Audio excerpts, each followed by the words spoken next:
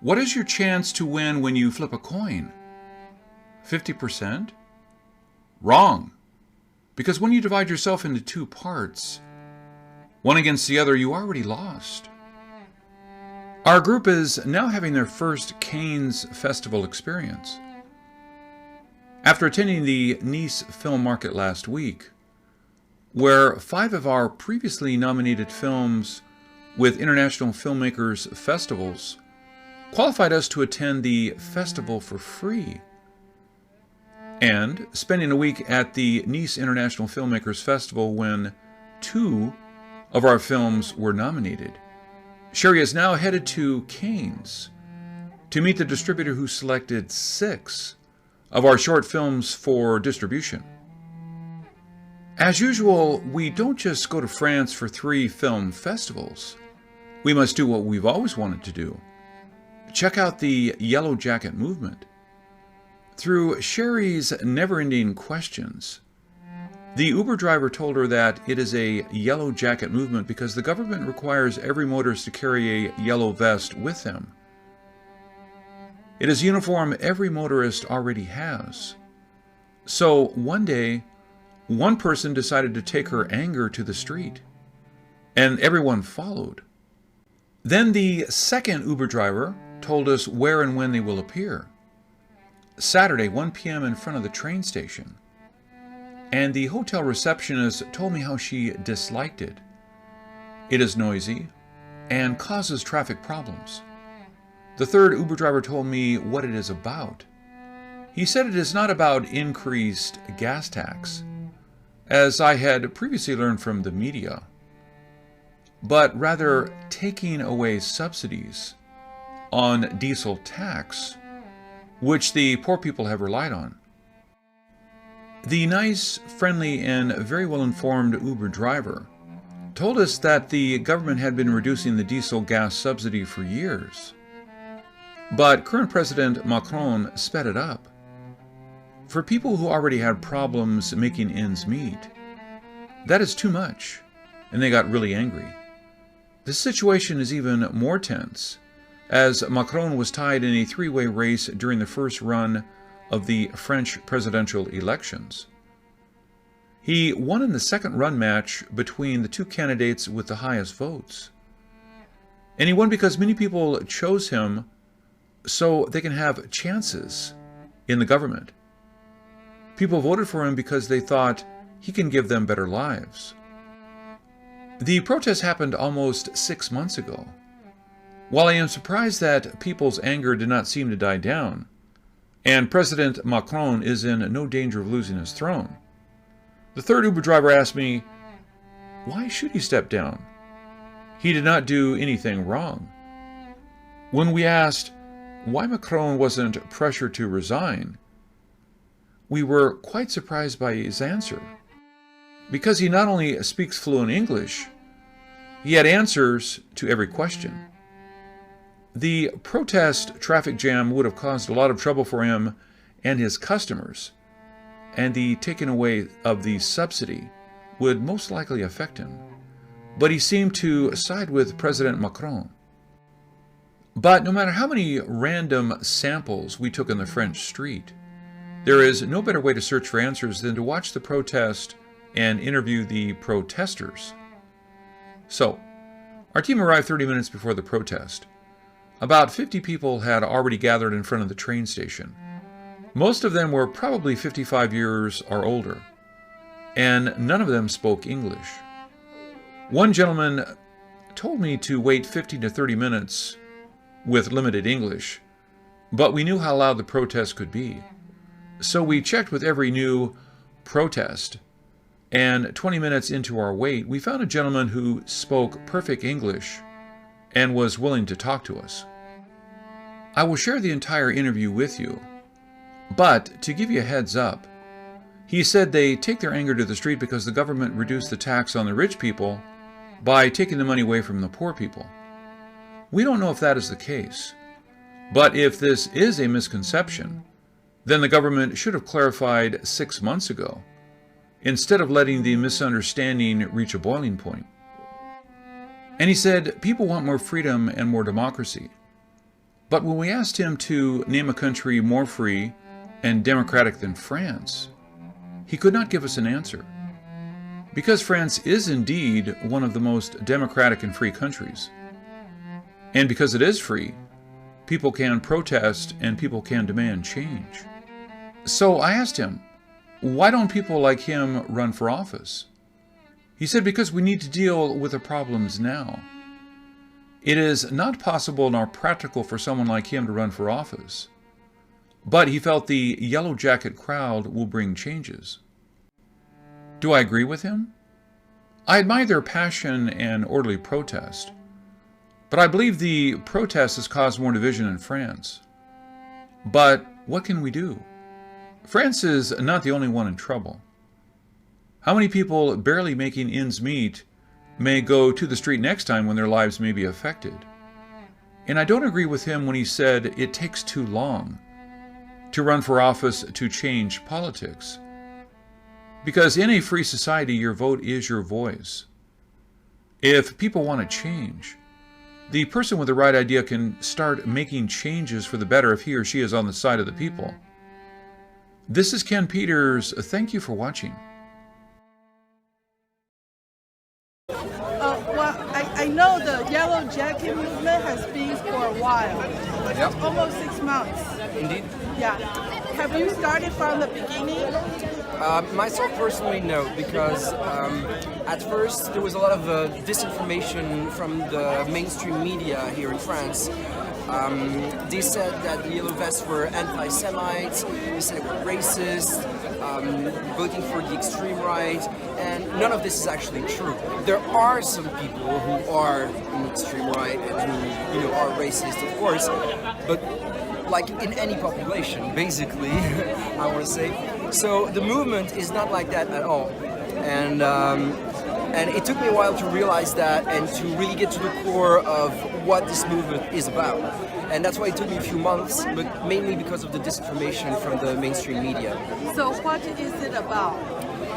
It's about having more democracy, meaning right now we have a president who was elected with a really, really small amount of the votes, because a lot of people don't vote in France because they're disillusioned by the voting system and the elective representative democracy. We are starting to consider that it's not real democracy. When you elect someone, then you give them the keys and they get to do whatever they want with the country for 5 years. And now we can't say anything about it. He's been selling airports, now they want to sell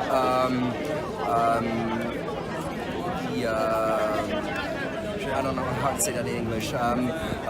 Making water making electricity with water. They want to sell those things. So we don't agree with that. We don't agree with everything in France being sold, everything that has been paid by our taxes being sold to private interests, and we can't do anything about it right now. So we want more democracy. We want to be able to say no, we don't want that, and to be able to vote, have a referendum on anything, even maybe a referendum to oust the current president because we don't like his politics, which we would like to do. So we would like this current president to be out of office, but we don't want him to be replaced just by anybody, because that would just perpetuate this cycle of them being just a puppet for the financial world and doing the same thing. So we want more democracy regarding that, and we want more social justice, because in France and all around the world, we see that hugely, like insanely rich people keep getting richer and richer, while poor people get poorer and poorer. And we have people even in France, which is the 5th richest country in the world, if I'm not mistaken, we have people dying on the street because they are poor, they can't feed themselves or their children, while some other people get insanely rich, and we want more social justice. So those are the two main things that we fight for. Okay, well, a couple of questions.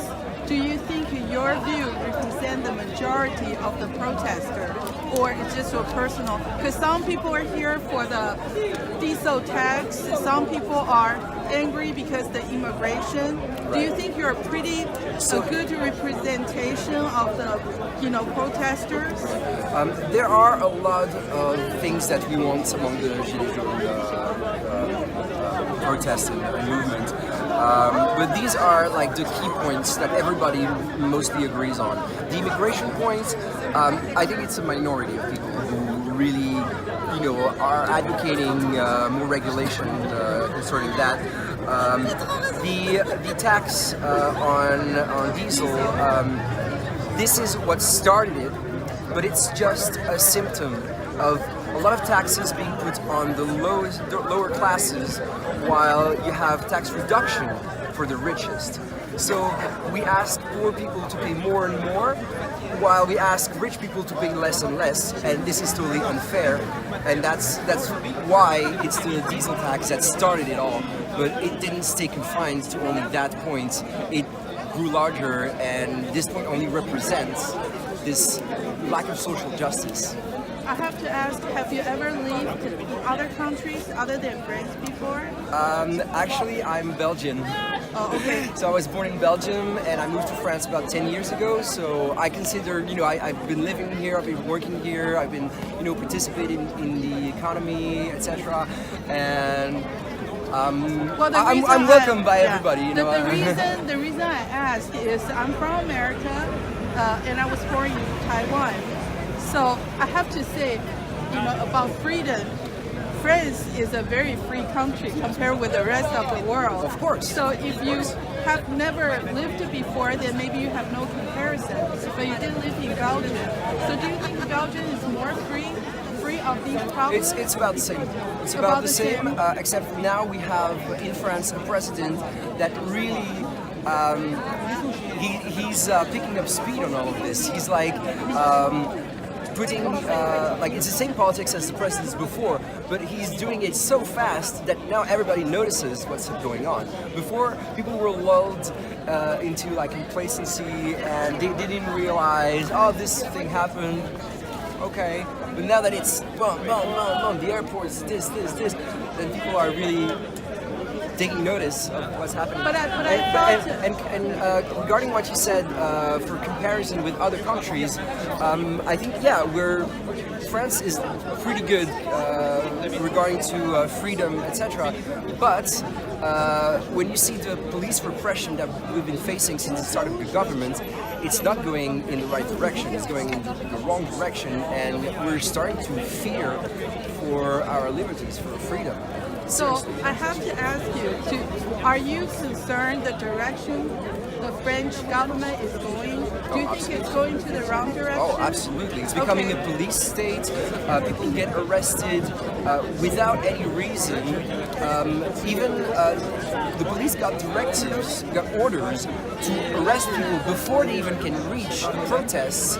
So it appears as if our numbers are dwindling, which is not true at all. They just want to have, the TV showing less gilets jaunes in the street, less yellow vests in the street.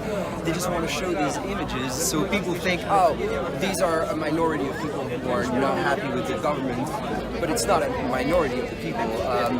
Maybe not everybody comes out in the streets, but a lot of people support us, even if they stay at home, if they have to work during Saturdays and they cannot come to the protests. But to go back to your question about comparing with other countries, my position about this is we shouldn't look at countries where it's worse. We should lead the way.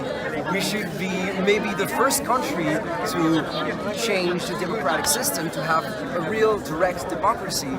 Maybe, I think we should lead the way and maybe show other countries that this is possible. We managed to do it, so you should do it too. So I have to ask you, which country is better than France? You have to tell me which one is better. I don't know. I haven't made a comparison, and without having lived in many countries, I don't think I can say that. I try to put a comparison between this and the French Revolution. It also started with protests.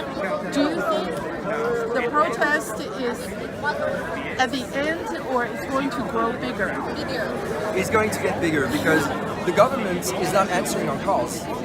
They're not putting in place. They pretended to have this great or big debate, and then everything that he said after that was, Okay, so I heard that you're not pleased with what I've been doing. So I've been asking myself the question, was I wrong? I think not, so we're gonna do the same. I thought he changed So, obviously, 17. he's not listening. I thought he changed the 17 things already. Like I was searching, like he already made the 17 He changes. gave us crumbs. He gave us crumbs, thinking, oh, maybe that will put them to sleep and they will go away. But like it's the core of his policies that we're. How about the questioning. president before? Was he better? He was a bit better in the sense that he didn't do it as fast. He didn't implement all those changes in the wrong direction. So it's better for companies, but it's worse for people. Well, you know.